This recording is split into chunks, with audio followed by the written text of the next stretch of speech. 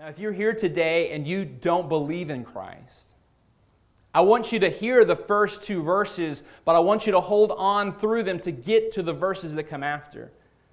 Because to you, it may sound like, man, Christianity is something that I could never attain. It's something that I could never live up to.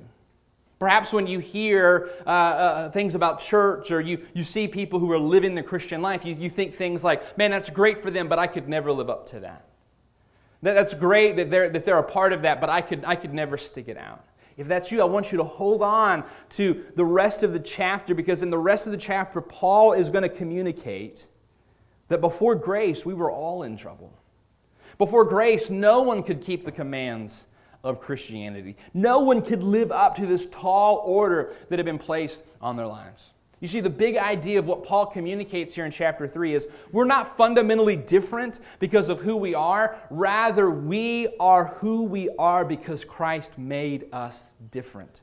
Do you get a hold of that? We're not different because of who we are. We are who we are because Christ made a difference in us. What he's saying is any good in me is Christ. It's Him making that difference in me.